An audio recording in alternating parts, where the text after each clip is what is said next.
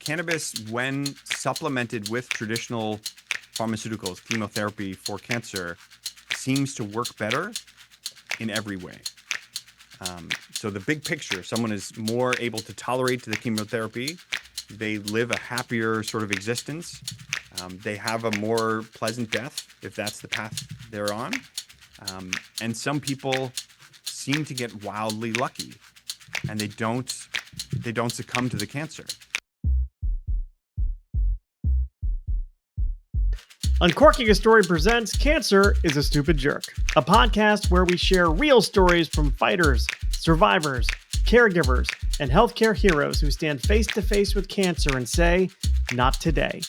We're all about embracing the laughs amongst the tears, finding elements of joy and lessons along the way, and proving time and again that love, laughter, and community are important tools on the treatment journey. So, whether you're in the thick of the fight, cheering someone on, or just here to be inspired by incredible tales of courage, resilience, recovery, and the undeniable power of the human spirit, you're in the right place, because together we're showing cancer that it picked the wrong fight. Now here's your host, Mike Carlon. Dr. Benjamin Caplan is a licensed board-certified doctor of family medicine and a member of the American Medical Association. For the past 17 years, he has overseen more than 250,000 patients as they discover the health and benefits of medical cannabis. He has also supervised and mentored hundreds of physicians in the United States and abroad. Welcome to the show, Dr. Benjamin Caplan. Thanks for having me. Delighted to be here. Excited to have you here, Doctor. And I'm curious, where does your story as an author begin? Pretty unconventionally. I happen to learn very actively, and I'm reading like it's going out of style. There's so much literature in cannabis, and you know, the culture kind of thinks that there isn't any research about it, but there is. And I'm kind of acting a little bit like a translator for the general public and for the medical community. And you know, what better way to do that, translate the literature and give it to the public than a published book. And this is, you know, published by Ben Bella, so it's not self-published, and it's distributed by Random House, which is, I think, one of the larger distributors in the world. So I had a whole editorial team lined up against me, making sure I'm sticking to facts and helping people in clearer language. So that's where this book kind of comes from, is me translating what I'm learning so that everybody else can understand. When did you start getting interested in cannabis as a form of treatment? I fell into it. I was not personally involved. You know, I, like everybody else, was misinformed that if you consume cannabis, you know, I thought you were going to be on your way to becoming a prostitute or addicted to all kinds of different medicines and drugs. You know, you were bound to be a serial killer or a drug dealer. So clearly I knew nothing. But my patients, you know, the people around us, knew that it was working. And I was lucky enough to be, you know, an attentive listener in my clinical office in the suburbs of Boston. And I'd be treating patients and they'd say, you know, doc, I don't need your medicines. I have cannabis. And I'd look at them like, what, are you crazy? What's going on? But I took it seriously, and I went to the books as I was trained to do. And I learned that most of the information we all learned, that cannabis was bad for this, that, and the other thing, is there, but it's also balanced with a lot of other information that says the opposite. So it's a learning journey for me, but my patients really have been my guide. Yeah, interesting. You know, I grew up in I'm a child of the 80s, right? Hitting the big 50 this year. And, you know, when you know, growing up, when I grew up anyway, like there was, you know, the whole Nancy Reagan thing, you know, just say no. And, you know, it was kind of a blanket thing, right? Just say no to drugs.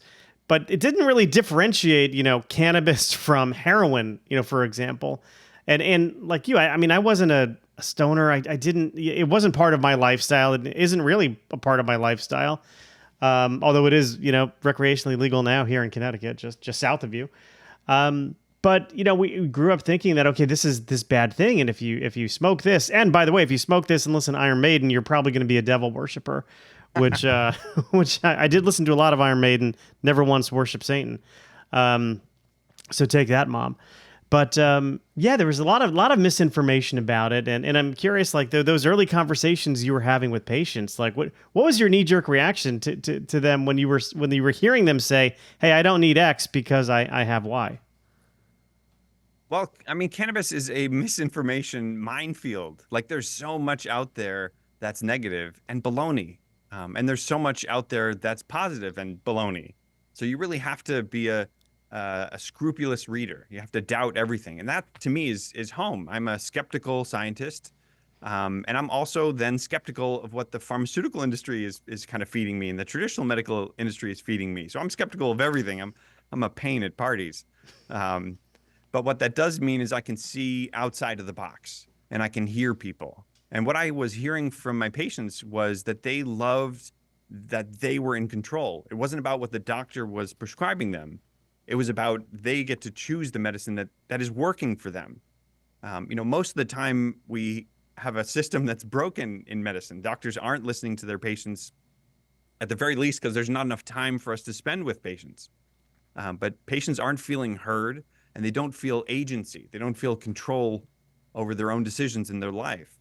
And for those of us who are sick, when you're going through the woes of illness, the first thing you want is control. I mean, what you don't have control over is the illness. The solution should be under your control. And we've never really had a medicine like that where you really could choose what you wanted and get what you wanted out of it. I mean, it's really a groundbreaking treatment. And people think of cannabis like, oh, it's about getting high or about feeling good because we have this kind of singular mindset about pills that, oh, this is a knee medicine or this is an eye medicine. And it's sort of like so pathway specific. But cannabis is a whole system actor. If you think about exercise, you can work different muscles in your body.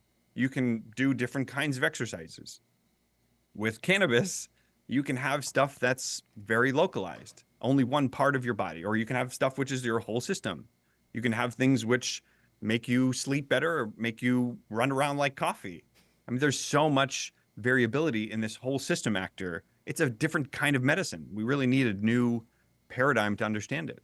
Yeah, what I think struck me about it, and again, not a lot of personal experience here, but I run my day job is running focus groups, and I got really interested about 8 or 9 years ago with cannabis becoming legal in many states, and I thought that there was a market there for me to go after. So I wanted to interview people who were who were patients and who were using cannabis to help treat various medical conditions. And what surprised me most was, hey, these were not like your, you know, Jeff Spicoli coming out of a van, Fast Times at Ridgemont High surfer types. It was teachers, it was senior citizens, it was people who have a hard time with anxiety or sleep disorders, and they weren't doing it to get stoned. They were doing it to improve their life. And I did this projective exercise where I had them, find pictures that represented life before and life after cannabis became part of their treatment. And it was remarkable. And it really got my wheels turning. Now it turns out cannabis companies don't want to invest money in market research, so that that really never went anywhere. But it was eye opening for me, and I'm curious, from your point of view, what are the things that cannabis does well? Like, what does it work well for? If you were thinking about like prescribing it for somebody, like what are the things that it really works well at? Cannabis is a groundbreaking solution for anxiety, for pain, for sleeplessness. It is amazingly effective in ways that we understand. So I'm going to be perfectly blunt with you and clear. Much of what cannabis is doing, we don't yet fully understand. And it's ironic, actually, because as a focus group leader, you're sort of in the trenches hearing what's working from people on the ground. And that's kind of how the whole industry is operating right now. That it's kind of he said, she said, and I think this, and my friend did that. There's not much clinical research that is about patient efficacy and outcomes. And that's part of what I love to do. And that's part of what I've done, creating organization out of the data that I've collected over many years from the patients I've seen. I'm starting to understand what people are doing, how they're doing it, when they're doing it. I'm kind of creating structure from the chaos. And to your question, it is working for so many different kinds of things that it's actually starting to not only enhance but replace medications with cannabis therapies. So people who have illnesses are finding it either helpful or as a really good add-on to other medicines. And it's getting rid of things like opiates. I mean, we've all heard this is a big deal. It's a huge problem. People are dying because of it. Why are we not, as a culture, thinking about cannabis and listening to the people who are saying, look, I don't need 10 pills after my surgery. I'm fine with one. And I hear that very line, that patients who have gone into surgery and they're given these, massive bottles of pills, opiates, they don't need them. That's revolutionary. That is amazing. And the culture really isn't paying enough attention to it. Yeah, not to mention there's no opiate induced constipation, Exactly. which I know my brother personally suffered from. Yeah. Towards the end of his life. Mm. But all right, so tell me about the process of writing this book. What when you sat down, when you decided that, hey, I'm going to turn my knowledge and my research into something other people can use. Assuming you have never written a book before, what was the process like? It was daunting because there's so much out there that I think people deserve to hear. And then I have the sort of privilege of hearing every day. I mean, I have patients, families of kids who are very, very challenged or dealing with, kind of terminal illnesses or severe behavioral illnesses. And the parents will tell me things like, cannabis saved me from institutionalizing my child, or cannabis stopped my child from injuring themselves, making themselves bleed.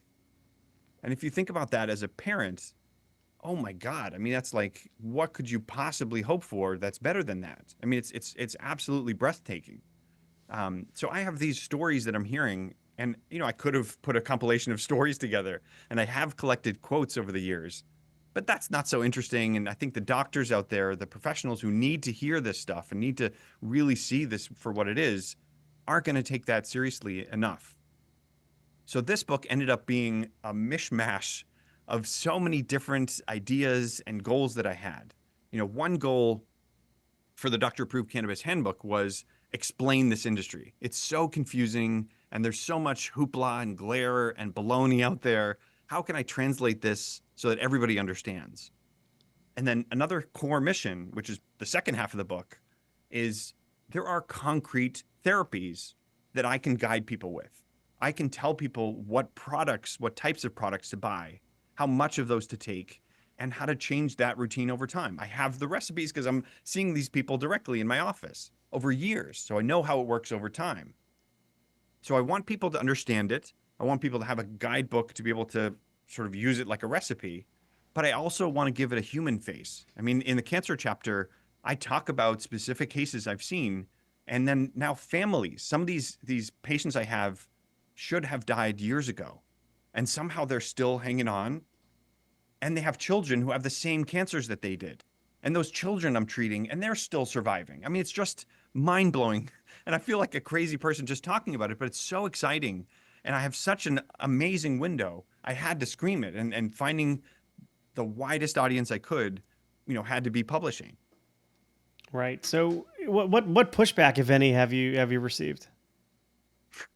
Initially, everybody thought I needed like an intervention. Like I'm a normal, non-quacky doctor. I'm board certified family physician working in the suburbs of Boston at elite hospitals, and I'm doing cannabis. What's wrong with you? But as I said before, I don't see things the way normal people do. I see things differently. I see what needs to be fixed, what's missing. So pushback I've received is almost daily. But clinicians think that this is not a serious science. And that's partly because they're not reading the serious science, which isn't really fair. But a shocking statistic, over 90% of published medical journals are read only by the author themselves and by their editors. Like most publications are published and not even read. So when new stuff comes out, how do clinicians learn about it? How do they engage with patients? Well, mostly these days with cannabis, it's about the patients talking about their experience. Hey, doc, I don't need your stuff. I'm doing fine with cannabis. That's the way I learned. But also doctors have to learn from other professionals. And they're not going to learn from Dr. Google, like Googling things. Doctors are going to learn from someone who's been through the trenches like them who can see patients and be treated seriously like them. So I do a lot of communication with my colleagues. Um, and part of what medicine is involves pushback. I mean, if you think about it, we've had pendulum swings in the field of medicine around vitamin D, around how much salt is okay. You know, do we eat raw meats? Do we eat cooked meat? Should a meat-only diet be good? Like all these diets and things, doctors have opinions, and we swing back and forth as we learn more. So part of my job is pushing against the pushback. Like, yes, cannabis is a new science, but also look at the amazing good it's doing. We have real patients who are suffering terribly. Medicines that they've tried aren't working. The specialists that they're seeing aren't working. And cannabis is. I mean, don't we have an ethical obligation then to take it seriously? Like, if it's causing less harm and it's giving patients more benefit, what the heck? We have to take it seriously. Yeah, but then it threatens a whole other industry out there, doesn't it? Right? I mean, so then More you're than one, yeah, sure. certainly more than one, but there's one that spends a lot of money in advertising. you That's can't right. you can't watch any day part of TV and not see something with a lot of side effects listed at the at the end of the advertisement. So yeah, I'm sure there's that's definitely, I'm sure, a battlefield, but also to the criticism of, hey, there's not a lot of research on this. Well, how could there be if it was like federally, illegal to do studies using cannabis for the average the average researcher? I imagine that doesn't help things. No, you're right, and you're wrong. It is for the average researcher. It is tough because you have to apply to get a DEA license. You have to apply to get some other licenses. But anybody can apply for those, and it's actually not that hard to get them. And dedicated researchers will get them and have gotten them. So it is possible to do research, and it has been done forever, really. The research behind cannabis goes back probably 12,000 years. I mean, we've been consuming this as a species for as long as we have archaeological evidence. So cannabis, without question, is the human plant in the same way that bamboo is the panda plant or eucalyptus is the koala plant. This is our plant. If you crush a seed and look under a microscope, you're going to see the exact proportions that we require from omega-6s, omega-3s, proteins, carbohydrates, fats, even some minerals. It is 100% what humans need. That's pretty dramatic, and it's hard to ignore. But if you're a scientist, if you're a doctor, you're probably not paying attention to that stuff because that's maybe not in your wheelhouse. But I love seeing the full picture. And instead of looking under a microscope and saying, you know what? Cannabis slows down sperm, therefore it must be bad for fertility. I take a bigger perspective and I look at what are the countries that have cannabis access? What is their fertility? And if you look at those two charts, which by the way are publicly available, you'll see the countries that have the most cannabis have the most fertility. And the countries that have prohibition around cannabis actually have lower rates of fertility. So I'll leave the audience to listen and come to whatever conclusions they think. Yeah. But it is not the conclusion that I draw, meaning cannabis is bad for fertility. That's not a sign I'm seeing from a certain perspective. Are there some forms of cannabis that are safer than others? Because now, I mean, you go to a dispensary, and I've done, research again, market research, and there's things you can vape, there's leaf you can smoke, there are gummies you can take, there are elixirs, there's a number of different ways of kind of getting into your system. Are there some that are better than others? Yes, yeah, of course. I mean, if I'm walking with you down the pharmacy aisle, you probably don't want to take a Band-Aid into your throat. If I'm walking down the vegetable aisle, I probably wouldn't suggest smoking that broccoli and spinach. Like there's certain things that you do with medicine and certain things you don't. The entire cannabis industry through human history, I guess, has decided smoking is the way to take cannabis. That seems like abuse to me for the poor plant. There's a lot of juice in there. There's a lot of meat and potatoes, some good stuff about cannabis that just gets incinerated when you're burning it. It's really all about chemistry in my mind. Cannabinoids, terpenoids, these compounds inside cannabis have boiling points, just like steam on your stove boils at 212 Fahrenheit. certain components of cannabis have temperature where they start to boil. That temperature is not 2,000 degrees. And when you're burning cannabis, that flame is 1 to 2,000 degrees Fahrenheit. Of course, the realistic perspective is actually you're also heating up the stuff that's farther from the ember or farther away from the flame. So there's a spectrum really of heat. I'm making an exaggerated claim kind of on purpose. But the point here is if you vaporize cannabis, you're collecting humidified molecules and they're coming into the air and you're breathing them in. You're not breathing in elemental carbon, ash, soot, tar. You're breathing in elements that are more pure, and your body can tear down those pure elements. Your body can't break down carbon. That's why we see people with coal miners' lungs, because they're breathing in coal, which is elemental carbon. That's why we see smokers with smokers' lungs. You don't get so much of that with vaporizing, although vaporization of cannabis has its own downsides too. A couple of years ago, we all heard about VapeGate and people were dying because of what they were inhaling. Look under the hood, see what's really going on. Manufacturers of cannabis on the street were putting in products that they would Google and say, oh, this is clean to use with cannabis. Things like vitamin E acetate, vegetable glycerin, other kind of additives, which are safe for topical use. Vitamin E acetate is in lots of creams, but it doesn't belong in your lungs. So what we saw when we looked at people who had died from EVALI is fat globules in their lungs, stuff from the vitamin E acetate that just didn't belong in the vape in the first place. But that stuff, that bad stuff, never happened from products that were sold at regulated dispensaries. So yes, there's stuff which is bad for you. I mean, I think most people know smoking is bad for them, and yet we do it anyway. But there's also stuff which is clearly just bad for you, made poorly, and that's illegal and kind of should be. Okay. But things like, it says like vaporizing it better than smoking leaf.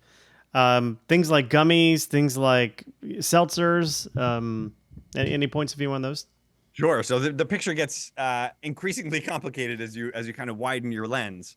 Anything you're eating gets absorbed in different ways. You actually have a sneaky system in your digestive tract that pulls in nutrition-rich products. Oils and fats are nutrition-rich, so your body actually has a way called the chylomicron system that pulls in fats for quick absorption. For some things, you get to access to the good stuff very quickly, but your stomach and your digestive tract are also very long, and so it can take a long time to absorb. So there's a kind of process here, as you can start to hear, that's different from inhaling. Inhaling, you get to the lungs, you get to blood vessels that are kind of longer and larger than an entire tennis court. But when you're eating something, it takes longer to absorb. There's a different kind of mechanism of absorption. You have different effects. So even the same product will not act the same way, depending on the method of consumption. So it's not just as simple as which is good and which is bad. The same thing, I suppose, would be true if you were smoking your spinach versus eating it. We just don't know about that because nobody smokes spinach. But that's one of the cool things about cannabis medicine, natural medicine, is that we're starting to learn about paying attention to nature. And actually, there's a lot of good stuff about plants. The presence of vitamin D, the presence of vitamin C in some cases. We're starting to learn that plants are nutritious, that they're good for us. And cannabis, for all of the hoopla around THC, is basically just a natural pharmacy. Like there's so much in this plant, and no matter how you're taking it, you're getting some of that good stuff. I mean, this is a loaded question and probably one that we don't have enough time to answer, but how does it work? I mean, what's the mechanism of action to make it effective? I mean, I think as long as we have another 27 hours, we can cover that pretty succinctly. No, the cannabis works because it mimics stuff that we're used to seeing. Our body is built of locks and keys. And when you consume a lock that matches a key, you have an effect. So cannabis, like when we think about THC, THC is is a key, get my analogy straight, which matches a molecule in our body that we're all born with called anandamide. When you point at your friend and they're that happy-go-lucky kind of woman, they're just constantly happy no matter what goes wrong, they're always feeling happy. You can probably interpret that as they have a high endocannabinoid tone naturally. Maybe they have a lot of anandamide floating around. You can think about it that way. And then you point over here to your friend who consumes a lot of cannabis. And boy, they seem pretty uppity, and maybe uppity is the wrong word, giggly, happy, friendly. And there's a similarity here. And so what cannabis is kind of representing is an alternative to what some people have naturally, because not everybody is that happy-go-lucky. Of course, we all know the grump and the Scrooge. And those people could be described as having an endocannabinoid deficiency. They can't have a good day, or they can't have a pain-free day because their body is just oriented differently. You know, just like a professional athlete has different musculature than you and I, these people have a different endocannabinoid tone, different endocannabinoid system. And just like you and I can exercise and start to get stronger and maybe jump higher, some people have a choice to take an outside product, cannabis as a plant, and be able to supplement that system that might be underactive. So what you're telling me is that if Ebenezer Scrooge just had access to some fairly good cannabis, you know, and whenever it was the 1800s, you know, 19th century England, you know, he could save himself a lot of trouble. You know, doesn't need to see Marley's ghost, doesn't need to be visited by the three spirits. It would have saved him a whole bunch of trouble. I think he probably would have seen those spirits anyway, depending on which cannabis he was smoking. Fair enough. But yes, no, point taken. Fair enough.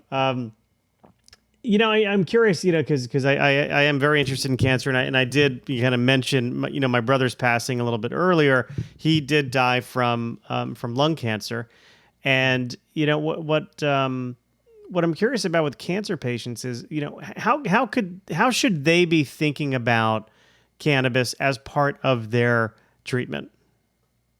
Sure. I mean, I to be clear, I'm not a quacky doctor. I'm not a quacky cannabis doctor either. I don't think it is the cure-all. I don't think it's the be-all. Cannabis, when supplemented with traditional pharmaceuticals, chemotherapy for cancer, seems to work better in every way. So the big picture, someone is more able to tolerate the chemotherapy. They live a happier sort of existence. They have a more pleasant death if that's the path they're on. And some people seem to get wildly lucky, and they don't succumb to the cancer. So it's very hard to say cancer is a cure, because the scientist in me says, well, we don't have enough evidence, but we do have a lot of evidence, anecdote, and experience with patients that shows there's something very special here. And you know, one of the things we were talking about before we jumped on air, I did a newsletter where I covered 33 mechanisms by which cannabis helps prevent, treat, manage cancer. Those are there out for the reading and investigation. So we have the starting materials. We don't know why and what's working specifically, but there's no question in my mind that this is essential and groundbreaking. You know, one way that I'm thinking about it in my head is, of course, it's not going to cure your cancer. It's not going to treat your cancer, right? It's not going to fight it, but it might give you the ability to tolerate what you're going through more. And if it does that, then, you know, maybe you won't lose your will as easily. Because I do think that there are people, you know, who are going through treatment, who in their mind say, you know what, I just can't do this anymore. You know, they want to give up the fight. And when you make that decision, that's when things start to take a turn. But if this is something where, you know, it helps you tolerate what you're going through more, and maybe gives you a little bit more optimism. Again, it's not shrinking tumors, but you know, maybe it it's is actually. Oh, okay. Well, I see now that I need you to correct me on that. So what you did was a beautiful bunt, but let's aim for a home run. Good. And let's talk about angiogenesis. That's the creation of blood vessels, new blood vessels. When we're walking around, we have a balance between making blood vessels and not making blood vessels. When you have a heart attack, one of the blood vessels to an area of your heart gets blocked, and you have heart tissue that dies. So you have to revascularize. You have to create new blood vessels to be able to feed that area. In that case, creating new blood vessels is pretty important. For healing, new blood vessels are good. If a small cancer puts out a signal, says, hey, blood vessel, come over here. I want to grow. Blood vessel growth in that case is not so good. You and I create about 5,000 cancers every day. Every single person walking and talking out there creates cancers every day. That's why we have a T cell immunity system. We are constantly battling errors in cellular reproduction. When cells grow and they're messed up, if they grow too much, we got to kill those cells. That's what your immune system is for. Your immune system keeps those 5,000 new cancers in check pretty well. Most of us survive 60, 70 years without cancers. Most people over those older ages have a waning immune system. It's hard to keep that up over time. And those older adults tend to get cancers more often. Part of that is this balance of angiogenesis. Cannabis, like all of nature and vegetables and fruits, pushes against angiogenesis. So as people consume high doses of cannabis or vegetation, vegan diets, for example, come with less cancer. Those people get fewer cancers. Those small cancer cells don't have enough power to be able to pull a blood vessel to them and grow beyond what they can be fought. Yeah, so thank you for correcting me on that. That's amazing, and just that statistic of each of us creating 5,000 new cancers. Would you say every day? It's humbling, isn't it? That is Yeah. that is humbling, and I'm slightly freaked out. No, don't be freaked out. I mean, the math is in this newsletter post I have. I lay it out explicitly because I don't speak the speak without backing it up. That's one of the nice things about this book, is that there are 119 claims, because every single claim in the book is backed with a reference in the back. This is not doctor says. This is pointing to the scoreboard. The literature is out there. I organized it so that everybody can understand and fight with the same evidence I'm learning. One thing that I'm also curious about is this idea of, not the idea, but the notion of recreational use versus medicinal use. Do you have a point of view on that, or do you delineate between the two, or? No, I don't. I think it's all therapeutic. You know, the kid who's smoking cannabis because he wants to socialize, the grown-up who's consuming cannabis after a hard day of work, those are still therapeutic. I think culture has come from this judgy perspective as a puritanical culture. We all kind of grew up thinking, that religion is right, that, we shouldn't have medicine which tastes good. We shouldn't feel happiness when we're in the medical process. This is all kind of engineered over time to keep people down. I mean, it sounds conspiratorial when I say it, but, the fact is, recreation is still healthy. Laughter is really a good medicine. And, I can't tell you how many patients I've seen where just feeling a little bit of joy at the end of their life would be enough. And yet they're stuffed with pills and they're made to feel absolutely nothing, no pain. They can barely move. I don't know how many people spend the end of their life or with a family member who's dying and they can barely communicate with them. That shouldn't be what we're dealing with. We should all have the right to a pleasant life and a pleasant death. And especially someone who's suffering through a chronic illness, whether it's pain or cancer or just everyday tremendous anxiety and panic. Why is that okay? Why do you have to have an option which is being snowed out of your mind, non-functional, out for the count, or, suffering? And cannabis, is a small natural medicine, but so much in there helps people bridge that gap. Yeah, we have this notion, don't we, that pleasure equals sin. And even though, like, I know that the stats and the number of people who identify with any particular, organized religion is declining, there's still this like notion, this hangover we have about pleasure equals sin. And that's something that we certainly need to change. Totally, totally. And I think we are as a culture. It's funny, just today there was an article published about rescheduling, and cannabis all of a sudden will be subject to advertising. Like, we haven't had cannabis really advertising in papers and journals and TV. Is that a good thing? I mean, a lot of people, my phone was ringing today. Is this a good thing? And I think our culture is not really ready for mainstreaming cannabis as much as it is kind of mainstream behind closed doors. We have statistics now that more people are consuming cannabis than alcohol, but that's probably been true for a long time. But people have been shy to talk about cannabis because they felt judged. But we live in this culture that just doesn't allow people to feel happy. It's really kind of sad. Somehow it's okay to be overworked and underslept, but take vacation and people are starting to judge you. Sure.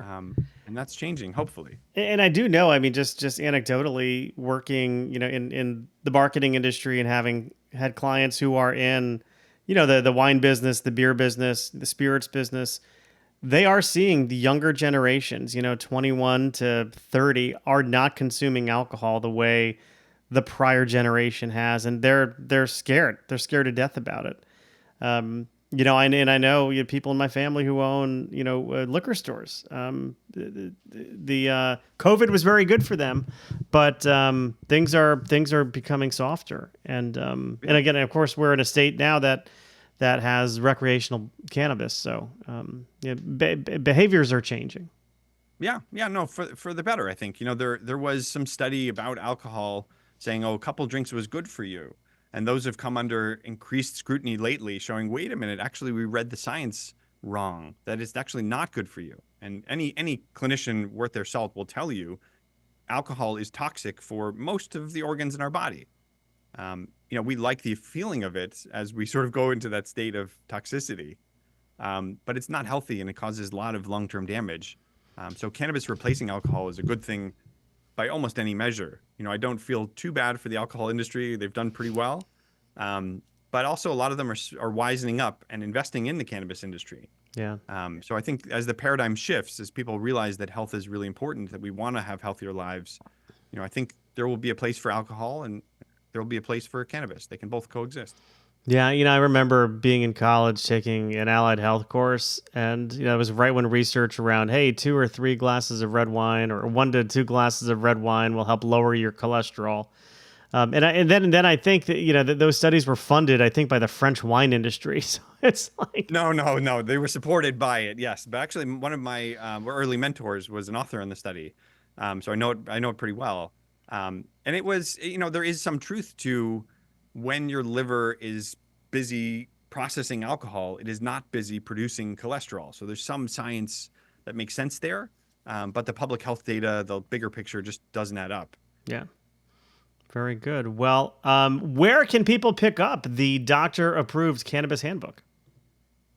So everywhere books are sold. This is literally international. Amazon, of course, has it, and that's probably the fastest way. I've seen some used copies, so there's enough out there. I think I've heard 10,000 copies in print now. So Amazon is probably the best bang. There's an audiobook now, which is, thank God, not my voice. It's a professional narrator. That's out there too. Somehow someone's producing a CD from it too, and that's legit sold. So there's an audiobook. There's a Kindle app, of course, for people that prefer digital reading.